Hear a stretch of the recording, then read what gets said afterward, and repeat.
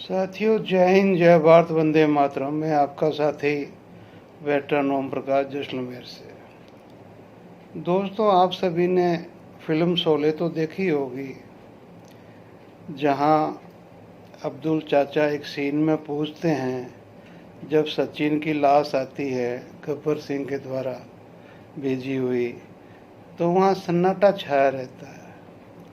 तो चाचा जान पूछते हैं कि भैया ये सन्नाटा कैसा है।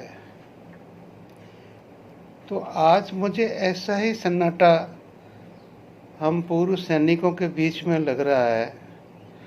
सरकार और सैनिकों के बीच में एक सन्नाटा, किसी की कोई हिम्मत नहीं है जो सरकार से कड़वे शब्दों में पूछ ले कि आखिर पे कमीशन क्यों नहीं दे रहे हो, क्यों नहीं गठित कर रहे हो, क्यों नहीं है जो गजट नोटिफिकेशन निकाल रहे हो, क्यों नहीं टर्म्स रेफरेंस बता रहे हो। यानी कि कोई भी कार्रवाई सिर्फ एक मुख जुबानी घोषणा को छोड़ के कुछ भी नहीं हुई। दूसरी बात कि एक कहावत चली है इस सरकार में, और लोगों ने दी है वो कहावत, तो विश्वास के साथ ही दी होगी ना, कि मोदी है तो मुमकिन है। तो मोदी है तो मुमकिन में हमने दोनों वर्जन देखे हैं कि जहां 10 लाख करोड़ का एनपीए माफ करना था बैंक डिफॉल्टरों का, वो एक गुग्गी में पास कर दिया, हो गया पास। लेकिन अगर एक सैनिक के लिए अगर किसी कोर्ट ने वर्डिक्ट दे दिया है, तो उस कोर्ट के अगेंस्ट में उसके हाई कोर्ट में जाके सरकार ने अपील डाल दिया है, उसको अपोज कर दिया है। यानी कि उस सैनिक को न्याय नहीं मिलना चाहिए। ऐसे हजारों केस है जो कोर्ट के द्वारा पारित किए हुए हैं, लेकिन सरकार उसके पैसा देने का नाम नहीं ले रही है।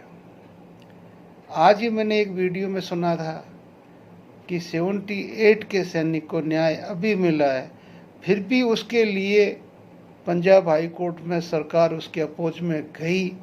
लेकिन धन्य है उन जजों को जो उन्होंने सैनिक के पक्ष में, सैनिक एक्सपायर भी हो गया, फिर भी उसकी औरत के पक्ष में फैसला दिया। हमारे भदौरिया साहब हर दूसरे दिन एक वीडियो डालते हैं, पक्का कहीं से भी कोई भी भेजो, एक सैनिक की पिटाई होते हुए, 4 5 6 पुलिस वाले, एक सैनिक पिटता हुआ। तो क्या ये सरकार नहीं देख रही है? ये सरकार के नॉलेज में नहीं है कि भाई आखिर पिछले 1 साल से इन सैनिकों को क्यों पीट रहे हो। पूर्व सैनिक तो चलो हम समाज के हिस्सा हो गए, हमारी तो आदत पड़ गई है, लेकिन जो बेचारे अभी आपका ओपी सिंदूर लड़के आए हैं, किसी को बांध के पीट रहे हो, किसी को बाजार में पीट रहे हो, किसी को थाने से बाहर ला के सब्जी में पीट रहे हो, सब्जी मंडी में पीट रहे हो। वाह मोदी जी, सही कहा है, आप है तो मुमकिन है। अब क्या 4 महीने में पे कमीशन मिल जाएगा? आप क्यों नहीं बोल देते सच सच बात कि भाई पे कमीशन आपको मिलेगा, अगर मैंने बोला है तो, लेकिन वो मिलेगा आपको 2029 में, जब मेरा अपना चुनाव होगा। लेकिन मोदी जी, भविष्य की गर्भ में क्या लिखा हुआ है वो ना आपको पता ना हमें पता। हम 2 साल से आंदोलन कर रहे हैं, लेकिन हमारे आंदोलन का कोई वजूद ही नहीं है। क्यों नहीं है? क्योंकि हम उस लायक है ही नहीं। न हमें एकता है, न हम एक दूसरे के साथ चलने के लायक है, और न ही हमारे अंदर वो काबिलियत है कि हम एकजुट होके सरकार को कुछ थोड़ा सा मतलब वो ऑप्टिकल दे सके कि नहीं ऐसा करोगे तो ऐसा होगा। हिम्मत ही नहीं है। अगर एक ने बोल दिया तो दूसरा उसकी दोनों टांग खींच के पीछे कर लेगा। बोल कैसे दिया भाई, मैं जिंदा हूं ना अभी तक तो। और सरकार ने आपको बता ही दिया है कि जब तक मेरे पास आपके ही भेदी, घर का भेदी लंका ढाए, आपके ही भेदी जब मेरे सल्तनत में बैठे हुए हैं, मज़े करो, कुछ नहीं होने वाला। अब कोई नहीं भरता हमारे तिजोरी में पैसे, इतने आएंगे इतने आएंगे, सभी मैथमेटिक्स सभी की फेल हो गई है। अरे छोटी से छोटी मतलब अगर अमाउंट पास हो गई कोर्ट से, तो उस कोर्ट से भी देने के लिए सरकार को मौत उठती है। बताइए, हमारे जो रिजर्व सैनिकों की पेमेंट सुप्रीम कोर्ट ने एक मानदेय तय किया था कि इतना मिलना चाहिए, क्या किसी को मिला? नहीं मिला। 11 साल हो गया, नहीं मिला और ना ही मिलेगा। दोस्तों, अब जो आने वाले समय में जो सिविल संगठन, रेलवे, सारी की सारी जब अब खड़ी हो रही है सरकार के विरुद्ध, तो हम सैनिकों को भी अपना सब कुछ मतलब दांव पे लगा के बाहर आ जाना चाहिए, क्योंकि जो हमारे सर्विंग सोल्जर है वो मजबूर हैं, कुछ नहीं कर सकते, ना हम उनको करने के लिए बोलेंगे। वो अपनी नौकरी करे, जब आएंगे तो जब उन पे बीतेगी तो वो भी करेंगे। लेकिन आप अब कम से कम सबक ले तो लो। क्या बांट लोगे, क्या बंटवारा कर लोगे? अगर 25-30 संगठन अगर बहुत बड़े आप बन गए हो और नेशनल लेवल के हो, जब आपकी बात नेशनल लेवल में कोई सुन ही नहीं रहा है, तो फिर कौन से बड़े से आप नेशनल लेवल के हो भाई? हमें तो नहीं लगता कि आप नेशनल लेवल के हो। हाँ, मैं मानता हूँ, हमारे FEA के साहब बोलते हैं कि भी हमारे को चिट्ठी का जवाब मिला है, अच्छी बात है साहब, चिट्ठी तो हम भी लिखते हैं यार, हमें भी जवाब मिलता है चिट्ठी का। ऐसी बात नहीं कि मैंने इंडिविजुअल लिखा है तो नहीं मिला है। इंडिविजुअल कई केसों में हमने PMO को डायरेक्ट लिखा है कोर्ट की जगह, कि हम कोर्ट जाने से पहले PMO से चाहते हैं कि PMO क्या इसमें इंटरेस्ट लेगा। PMO ने वो केस सोल्व करवाए हैं, प्रदेश की सरकारों को नोटिस भेज भेज के करवाए हैं, कोई शक नहीं। लेकिन आज कहने का मतलब ये है कि संगठन में शक्ति वाली जो हमारा नारा था वो हम भूल चुके हैं।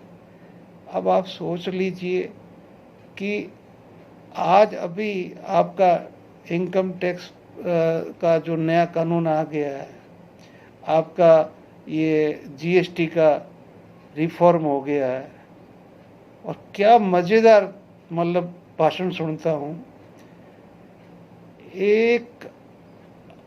140 लाख करोड़ रुपए 8 साल में, हमारे सूत्र है AI और जो अपने सोशल मीडिया के जो भी आंकड़े हैं जो दिए जाते हैं और किसी संबंध से ही दिए जाते हैं, तो अगर 140 लाख करोड़ रुपए 8 साल में आपसे छीन के सिर्फ 40,000 करोड़ रुपए आपको रिटर्न किए जा रहे हैं इस GST के मार्फत।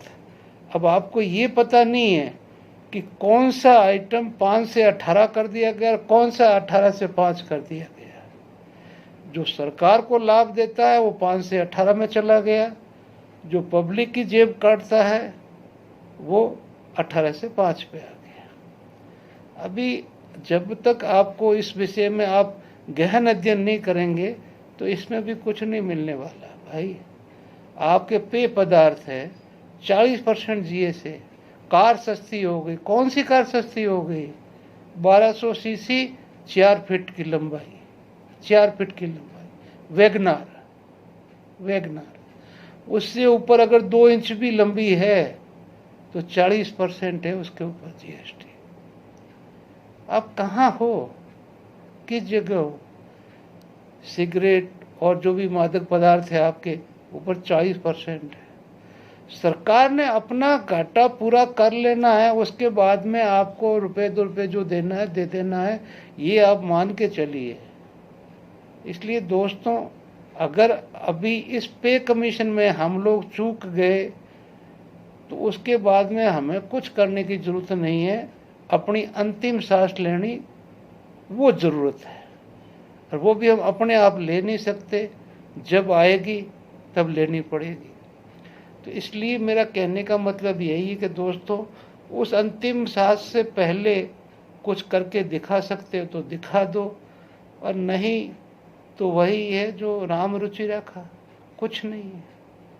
हमें तो ऐसा कुछ लग नहीं रहा कि सरकार के पास में पूरे केंद्रीय कर्मचारियों के लिए कोई बहुत ही अच्छा पैकेज दिखाई दे रहा है, रुझान दे रहा है। दूसरी सबसे बड़ी खुशी, अभी कल ही मैं मोदी जी की ही एक बाइट सुन रहा था, जिसके अंदर उन्होंने मतलब इतिहास का सबसे बड़ा रिफॉर्म बता दिया।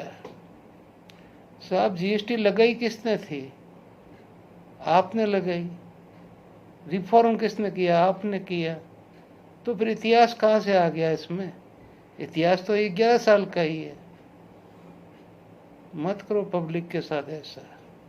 ये पब्लिक के इसने आंखों के ऊपर बिठा के आपको उस कुर्सी पे बिठाया था, और आज ये पब्लिक अंदर की अंदर ही कैसे रो रही है, वो तो वो पब्लिक जाने, वो मजदूर संघ जाने, वो मजदूर जाने, वो असंगठित क्षेत्र जाने, वो विधवाएं जाने, वो पेंशनियर जाने, और वो जाने जिनको अभी तक 3-3 ORP मिलने के बावजूद भी उनको एरियर भी नहीं मिला। ऐसे हजारों केस है।